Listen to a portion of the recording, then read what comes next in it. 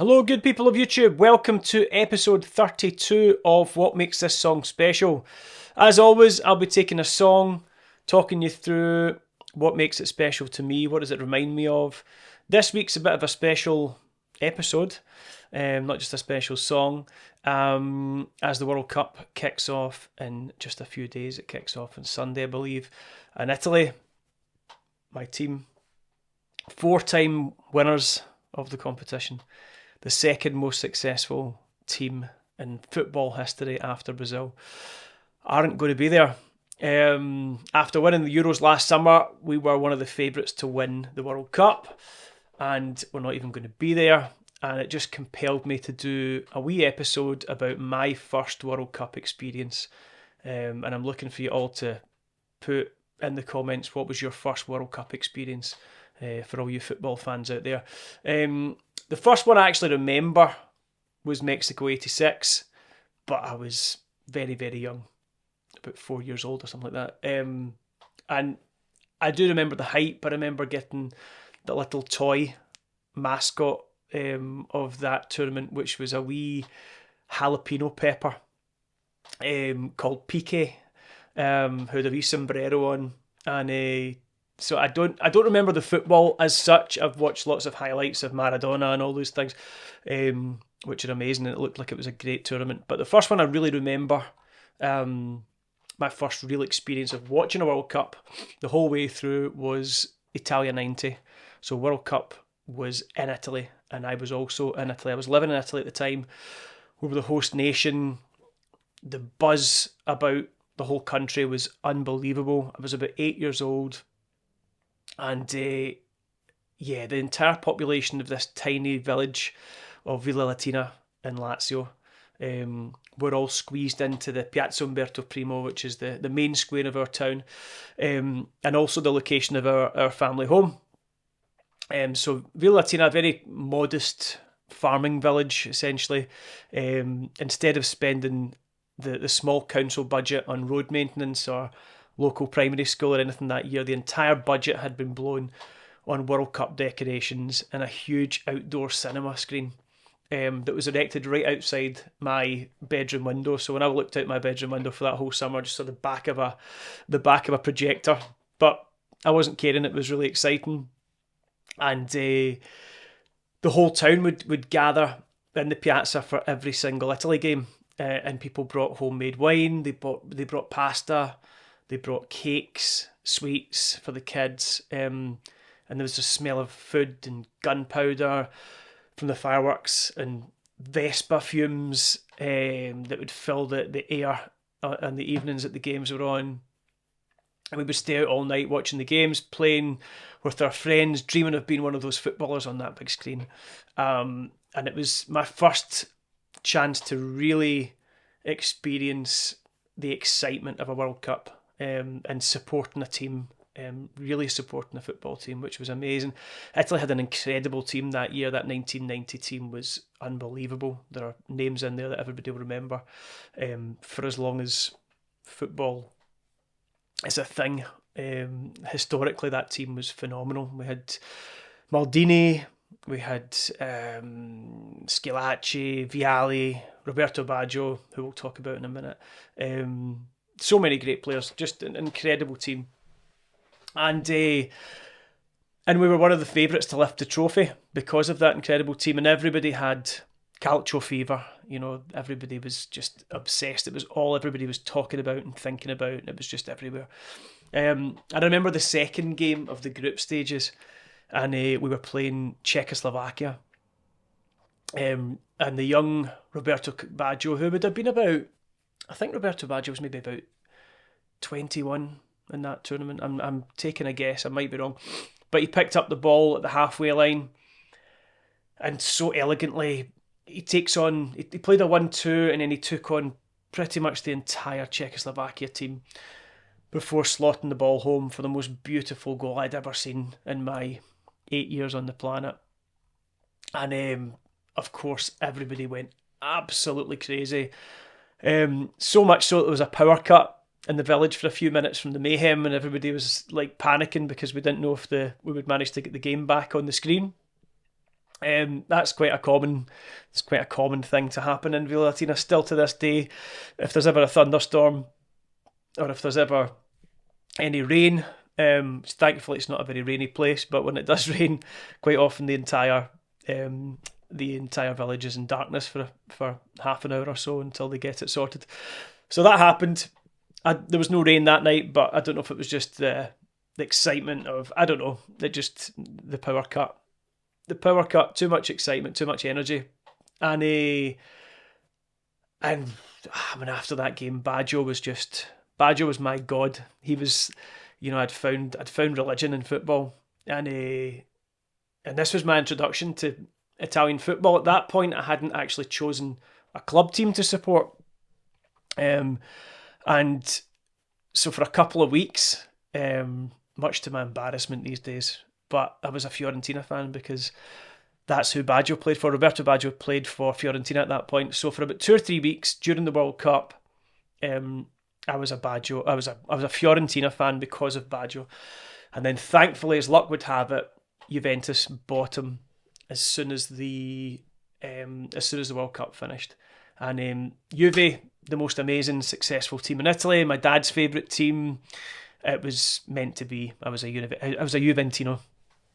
I became a Juventus fan and have been ever since, 30 years on. So I remember getting these wee Juventus magazines and presents from cousins and aunts and uncles, and they always had free bracelets and Juventus playing cards and all sorts of sort of merch tat that kids love. That was awesome. But anyway, before every game, the song, because this is always about a song. It's about football today, but it's about a song. And this song would play, and everyone would sing along, and everywhere we went, every time we turned on the radio, every time we turned on the TV, this song was playing for that whole summer. This song was playing. It was called Notti Magiche, or Un'estate Italiana, which it sort of had 2 names. I'm never actually sure which one was the correct one, but Notti Magiche means magic nights, and Un'estate Italiana means an Italian summer. And it was both of those things and so much more. I honestly feel so privileged to have been there. It was just an absolutely magical summer that I get to look back on and remember with such positive, amazing memories. So a magical time. Back to the World Cup. The World Cup, for me, it's the best sporting event on the planet. It's the best event on the planet. I think nothing compares to the World Cup. It's an untouchable thing. It's just usually I would have to say these things are down to personal preference, but not this one. The World Cup is king. It's just the greatest, which is why I'm so sad that we're not in it. A couple of missed penalties and we're not there, and it really hurts. And I'm gutted. I'm gutted for me, and I'm gutted for my kids who loved the Euros so much, and watching Italy win the Euros last year, and not having the chance to really see Italy at a World Cup, which hopefully there'll have plenty more World Cups where they can see them hopefully win it at some point. But a bit of a gutter. So a wee second story about the song. So another reason why, because sometimes a song, like the whole point in these episodes is, when I listen to that song, what does it take me back to? And quite often it's one thing. I think I had an episode a couple of weeks ago where it was 2 things. It sometimes can remind you of 2 different things in your life. So it definitely always reminds me of Italia 90, that summer when I first got into football and was a kid and just been so excited about that tournament. But it also always reminds me now of 2006. So it would have been 16 years later. I'd turned from a little boy into a man. I was back in the village for the 2006 World Cup, which was being played in Germany. And I was there with Lindsay, my wife, and I'd just proposed. I'd popped the question in the family garden where I played as a kid. It just seemed like a perfect place to pop the question. And so we spent, the whole week celebrating our engagement with family over there, and then my mum and dad and my brothers and everybody came over. They were coming over for their holiday anyway, a few days later. So then we all celebrated with them. So it was just celebration after celebration. We were talking about where we were going to get married and planning who was going to be invited to the wedding and all these things. Just a perfect summer. And, you know, you think, could things get any better? And then they did. They did get even better, because exactly 1 week after the engagement, Italy won the World Cup. We beat France in the final. The scenes were explosive. I get emotional thinking about it. It was unreal. It was just unbelievable. And at full time that night, the whole town went absolutely crazy. There were flags, people singing, people screaming, people crying. The population of Villa Latina is about 1,000 people, maybe just over 1,000 people, and it seemed like the whole of Italy had arrived in the town centre. There's only a couple of wee bars and a row of shops in the whole town, and it seemed like the entire world had just filled that street. And I remember at one point a police car drove through with the siren going, and everybody was getting quite rowdy at that point. People were climbing on things, and I thought, oh no, we're going to get into trouble here, and we're going to get sort of moved on. And of course, in true Italian fashion, there is no kind of the law's quite lax on these. The law's quite lax on most things in Italy, and so yeah, one of the cops gets out of the car, the carabinieri as they call them over there. He gets out of the car, and I thought, right, we're going to get into trouble. And instead of giving anybody into trouble, he just gets out of the car with he unravels this huge Italian flag, sticks it through the window of this police car so that it was hanging outside the glass. He puts his hands up in the air, screams with joy, and gets back in the car, and he pumps the volume up full blast, and of course the song that's playing on the stereo system, the song Notti Magiche, the song that reminded me of my childhood, my love of football, of Italy. All those emotions came back to me. The whole town were singing along, and we were crying tears of happiness, and it was just phenomenal. Just phenomenal. And I think that song played all night that night. It was like I hadn't heard it for years, and then all of a sudden it was resurrected, and people were just playing it all night. But it was just so funny when that copper stuck it on in the car. And I think about 3 o'clock in the morning, we walked along to this local restaurant that was closed, a pizzeria, and we went round the back door, and we asked the baker who was in. He was probably preparing dough and things for the next day, and we begged him to make us some pizzas. He was a Pakistani guy, and probably the only guy in a 100-mile radius that hadn't been watching the football because Pakistan weren't in the World Cup final. So he made us pizzas, and me, Lynn's, my brothers, our pal Andy Carr, who'd come over with my brothers for the summer, we sat in the grass outside this restaurant, drunk, ecstatic, and full of pizza, and it was just paradise. Doesn't get better than that. So there's my two stories. That's why the song is special to me. It reminds me of those two different summers, one as a kid, one as an adult. An amazing song that you'll hear in part two, sung in Italian, so a lot of my English speaking viewers aren't going to really understand the lyrics, but it's still a great song. I urge you to have a listen to the song, and also have a listen to the original, which is an amazing song. A bit of a slightly longer story this week, so I've given you two stories, so I'm going to skip the vocal coach reaction. I don't know much about the two singers, and I haven't had time to sort of prepare a sort of vocal analysis on the two singers of the song. So I'll tell you a wee bit about the song, rather than get into kind of vocal coach geekery, as I call it. So it was written by the amazing Giorgio Moroder, who I talked about actually a few months ago in my Berlin Take My Breath Away episode. I talked more about him there than I will here, but a songwriting production genius, often thought of as the godfather of disco, I believe, or Italo disco, which is like an Italian version of disco, which kind of took the sort of 80s by storm. There's more information on that other episode, but he wrote for Bowie, he wrote for Blondie, He wrote the Scarface soundtrack, the Midnight Express soundtrack.